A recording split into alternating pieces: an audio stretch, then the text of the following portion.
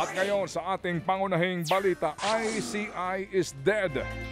Ganyan po tinawag ng isang kongresista ang pagbibitiw sa Independent Commission for Infrastructure ni dating Public Works Secretary Rogelio Babe Singson.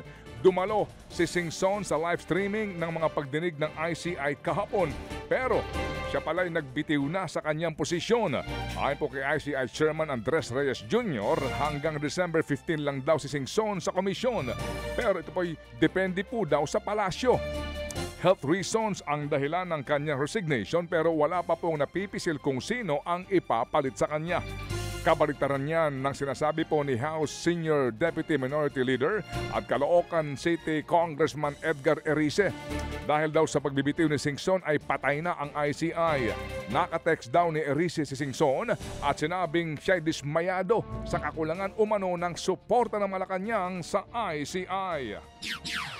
He mentioned the very intense and stressful ICI work has taken its toll on his aging body. ICI is dead. Yung text message niya, sabi niya sa akin, why would I risk my life and my family just to solve Malacanang's problem? Yan po ang sunurang tinig ni na ICI Chairman Andres Reyes at Congressman Edgar Erice. Samantala, papalo naman daw sa halos 80 billion pesos ang halaga ng pondong nakulimbat at napunta sa mga flood control projects mula noong 2016. Ayon po yan kay Senator Ping Lacson. Base raw sa computation ni Lacson mula sa mga bagong datos na ibinigay sa kanya ng Department of Public Works and Highways. Base po dito, 494 sa 13,000 flood control projects ng ahensya ay ghost projects. Kaya malaki ang kailangang habulin ng gobyerno. Ang masaklap pa, ghost projects pa lang ang usapan. Wala pa po dito ang mga natuloy pero kinurakot na proyekto. Kaya kung si Lacson ang tatanungin, hindi kakayanin ng iilang ahensya ng gobyerno ang pagbawi sa pera ng taong bayan na ibinulsa ng mga tiwaling opisyales. Nanindigan din si Lacson na sinimulan na ng Senado ang hakbang para mawalang mga maling nakasanayan na nagbigay daan sa mga anomalya sa flood control projects. Kabilang na po dyan ang pagla-livestream ng kada period of amendments kung saan naisa sa publiko ang lahat ng mga pagbabago sa budget na ini-introduce ng kada senador. Samantala, formal nang inirekomenda ng Independent Commission for Infrastructure o ICI sa Ombudsman. Nakasuhan ng plunder ang dating senador na si Bong Revilla. Dati nang nadawit sa pork barrel scam si Revilla bago po nasangkot ngayon sa flood control scandal. Bukod nga sa kanya, pinakakasuhan din ang negosyanteng si Maynard Ngu at iba pang staff ng mga senador.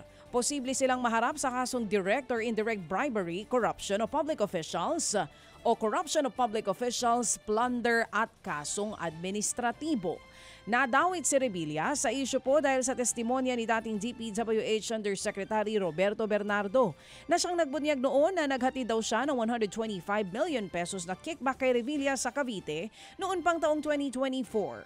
Itinanggi na yan ng dating senador at umalma na hindi raw siya nabigyan ng pagkakataon na makapagpaliwanag. Bukod sa pagsasampa ng kaso kay Revilla, pinaiimbestigahan din ng ICI sa Ombudsman ang mga senador na sina Cheese Escudero at Mark Villar. Kasama din si dating Senadora Nancy Binay at Grace Poe. Idinawit sila ni Bernardo sa umano'y kickbacks pero ayon sa ICI, kulang pa ang testigo para makasuhan ang mga nabanggit na mga dating senador at ngayoy senador. Nagpaliwanag naman ang Office of the Vice President o OVP sa kanilang nagasta sa mga biniling gamit pati na ang kanilang libreng sakay sa mga bus. Wala namang sinabi ang Commission on Audit kung may nakita silang paglabag sa mga biniling CCTV, laptop at motor vehicles. Pero ang git ng OVP, ginamit ang mga CCTV para sa kanilang satellite at extension offices at libreng sakay buses. Dumaan daw sa maayos na procurement ang mga ito at wala nga raw sinita ang COA tungkol dito. Tungkol naman po sa 13 laptop na nagkakahalaga ng 4 million pesos. Clerical error lamang daw ang nangyari.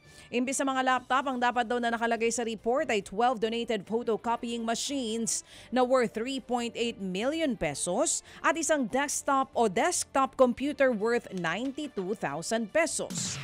Tiniyak ng OVP na i-review nila ang kanilang polisiya o policy manual para sa mga kulang na dokumento. Nakakabobo daw ang pahayag ni Palace Press Officer Attorney Claire Castro. Yan po ay ayon mismo kay Vice President Sara Duterte. Kaugnay po ito ng naunang pahayag ng palasyo na dapat na daw unahin ang Office of the Vice President sa